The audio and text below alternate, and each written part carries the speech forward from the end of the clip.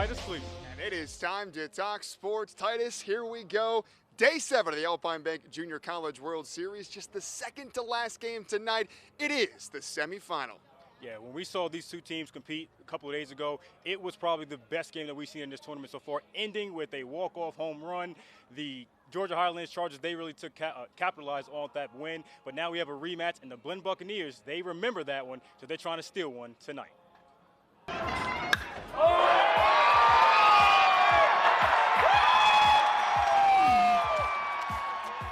When you're in the backyard as a little kid, nobody dreams about being in a blowout. Nobody's in the backyard going, hey, it's the bottom of the ninth, we're up by 12. All we got to do is get 3 easy outs. You know, it's the bottom of the ninth, we're down by 1, there's a guy on base, and I'm about to hit a dinger.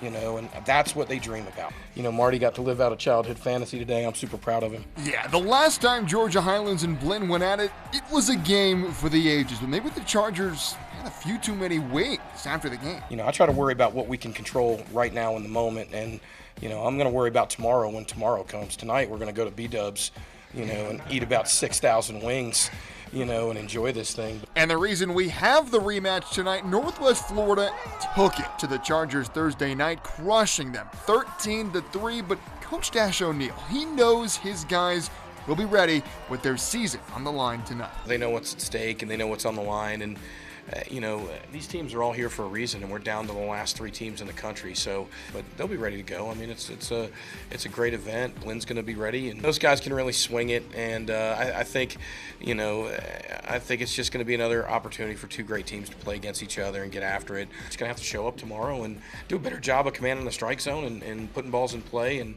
you know, and making the plays on defense will be all right. And for Blinn, boy, I hope their stress levels are okay. A day after losing Wednesday's thriller to Georgia Highlands, the Bucks escaped an insane comeback from Flodar, getting the 21-19 win despite blowing an 18-9 7th-inning lead. I'm not sure I've ever seen 2 games back-to-back like that. I'm just glad we were on the good side today as opposed to yesterday. But baseball will humble you pretty quick. You know, as soon as you think you got it figured out, it tends to remind you that you don't. So you just got to keep your feet on the ground. And, you know, I think that's one thing that this club does really well is they just keep playing. I mean, can you imagine the emotions they were going through being that close to being a run rule and then losing the lead on a home run at that, you know, and the will and the grit it took for these guys to fight back, it's just unbelievable. And Titus, we can only dream, we can only hope that tonight's rematch is anywhere close to as good as Wednesday's game. Yeah, Will, but I think the Buccaneers, they don't want to have that same result from last night, a couple of days ago. So they're going to try to put their best pitchers on the mound, command the strike zone, and not allow Georgia Highlands to get any momentum in that batter's box. And it'll be interesting to see for the Blinn Buccaneers. They are not going to have their closer tonight, Lucas Davenport, who's had to be used the last 2 games. Great performance on Thursday to get that win over Flodar, but what are they going to do? How are they going to be able to finish this one off? It is going to be so interesting to see. And the difference tonight, Titus, both of these teams playing for their season. How does that change, you know, the urgency level for both of these guys, you know, hitting and pitching tonight? Well, I don't think nothing changes. They stuck to what they knew best. They had a formula, and it got them this far. So I don't think they're going to change anything, Will. But I do think that they're going to fix those mistakes that they made in a couple games ago and not try to have as many mistakes. And I think the Georgia Highlands, my apologies, they have to really be aggressive in that batter's box. I'm looking at a couple guys, Grayson Godby,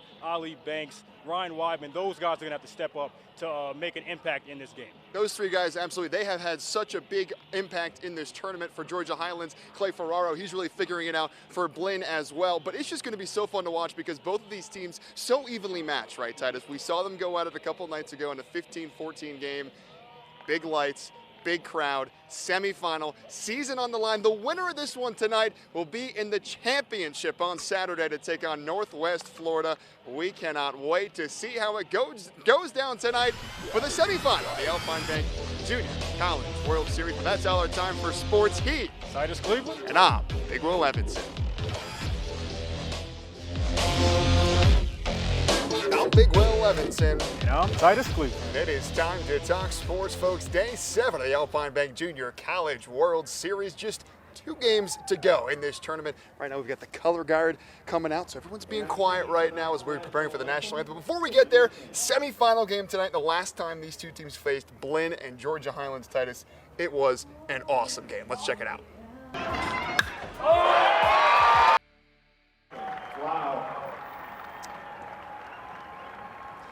Yep, and what a game this is going to be tonight, Titus. If we have anything like what we had on Wednesday, we're in for a treat tonight, Titus. Yeah, we'll be in for a treat. I don't know if Blinn wants that same reaction from a couple of days ago, but they're prepared. I spoke with the starting pitcher, Brandon Sweeney, a couple of minutes ago. I asked him how you're feeling. He said he's pumped up, he's excited to get on the mound and finally get his team to that championship round. Well, they're just 1 win away from getting there. The winner of this game will take on Northwest Florida, who's won now 4 straight games. They've scored 59 runs in their last 4 games. As they're going to be well rested tomorrow. So, as you mentioned, no one really wants that really tight thriller type of game. They want to save their arms, save their staff for a big game tomorrow in the championship. But of course, to get there, you got to win tonight. Got to win tonight, and I think the Georgia Highlands Chargers, they're going to step up with their key guys, Grayson Godby, Ollie Banks, and Ryan Weidman. Expect to see some numbers from them tonight. We can't wait to see how it goes down. First pitch is just minutes away from Suplizio Field. That's our time for Sports. He's Titus Cleveland. And I'm Big 111.